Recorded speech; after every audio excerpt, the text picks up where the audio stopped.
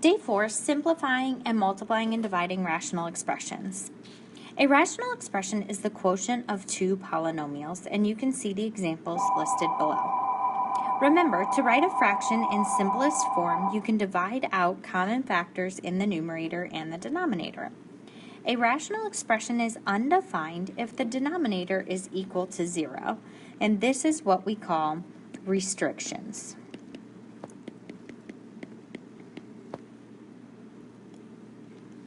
So identify any x value for which our expression would be undefined. These are asking for what are the restrictions, and then they also want us to simplify. So looking at example 1, if we're going to state restrictions, we set the denominator equal to 0 and we solve. So divide by 6, x to the 4th still cannot equal 0. If we separated these out into, or took the fourth root of 0 means x cannot equal 0 is our restriction. Then to simplify, we simplify 10/6 just like a fraction, so that would reduce to 5/3.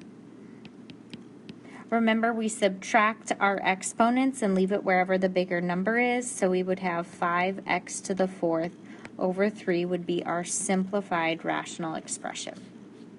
Example number 2, we need to factor first. So when you factor the numerator, you get x plus 2 times x minus 1. When you factor the denominator, you get x plus 3 times x minus 1. State your restrictions before you simplify anything out. Set x plus 3 cannot equal 0, and x minus 1 cannot equal 0. So x cannot equal negative 3, and x cannot equal positive 1. After you've listed your restrictions, you can simplify your rational expression, and your simplified rational expression is x plus 2 over x plus 3. Example number 3, if we list your restrictions first, we set x minus 5 cannot equal 0, so x cannot equal positive 5. We then want to factor our numerator, and if you notice, in our numerator, our x is actually after our constant term, so we want to factor out a negative 2, and our numerator will give us negative 5 plus x. And when we rewrite that, switch the location of that x and that negative 5, it now matches what we have in our denominator. So we can cancel those two out, and we are left with negative 2 as our simplified rational expression. Factor everything in example 4, so factor out a negative x in the numerator leaves us with x minus 3.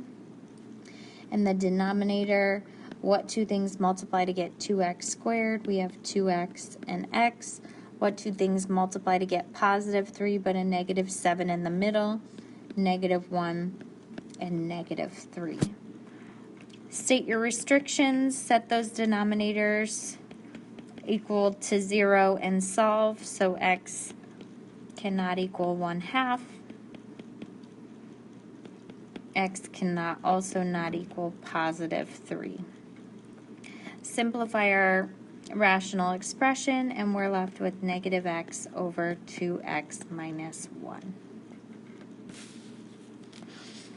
We multiply rational expressions the same way that we multiply numerical fractions. So the first thing that we want to do when we're multiplying these is we want to factor everything, all numerators and denominators completely. We want to divide out common factors of the numerators and denominators, so cancel out those common factors. We want to multiply numerators together, then multiply the denominators together, and we want to make sure the numerators and the denominators have no common factor other than 1. So let's take a look at what that looks like. When we multiply, we want to multiply everything in the top together. So 3 times 10 would give us 30. Remember, when you're multiplying exponents, you add them, so we have 30x to the 8th, y to the 7th. When we multiply the denominator together, we have 18x to the 5th. Add up your y's, we have y to the 12th. We then simplify 30 over 18, just like you simplify a regular fraction. Your exponents, you subtract and leave it wherever the larger number is. So we have x to the third in the numerator, and 12 minus 7 is 5. 12 was the larger number, so we leave y to the fifth in the denominator. When we multiply example 6, we want to make sure we factor first. So in the denominator of our first ratio, we can factor out a 4. Difference between two perfect squares, the x minus 3, x plus 3. We then want to look for the things that they have in common, so you can cross simplify. When you take everything out of your numerator, like we did here, you want to make sure to leave a 1 there.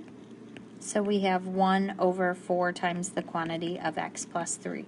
You don't need to distribute anything back out. You can leave it completely factored.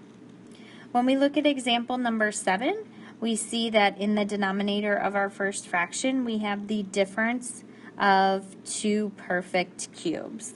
So if you remember, that formula was a minus b, a squared, which gives us x squared, plus a times b plus b squared. So after we have that factored completely, we can put our other fraction over 1. We can see that these two things cancel out, and we are just left with x plus 2 over x minus 3. To divide by a fraction, we multiply by its reciprocal, which is the same thing with rational expressions. So we are going to divide, and we're going to assume that all of our expressions are defined. So we have 5x to the fourth. Our first fraction is going to remain the same. Our second fraction, we want to use the reciprocal, and then we are going to do all the operations that we did the same as multiplication. You can cross simplify as long as you can keep your numbers straight. Y to the second and y to the fifth, we subtract, that becomes y to the third. X squared, this becomes x to the second. So we have x to the second, y to the third, all over 3. We just divided that rational expression. Example number 9, we want to make sure and factor first. So the numerator, x to the fourth minus 9x squared, factor out an x squared. We're left with x squared minus 9, which we can then factor further to x minus 3x plus 3. The denominator, when we factor x squared minus 4x plus 3, we get x minus 3x minus 1. Remember, we're multiplying by the reciprocal, so we want to flip this over. We have x minus 4, x plus 4. In the denominator, we can factor out an x squared, and that would leave us x squared plus 2x minus 8. We then want to factor that further, and that factors to x plus 4, x minus 2. We then can start simplifying. So x plus 4, x plus 4, x minus 3, x minus 3, x squared, x squared. So in the numerator, we are left with x plus 3, x minus 4, all over x plus minus 1 times x minus 2, and you just divided that rational expression.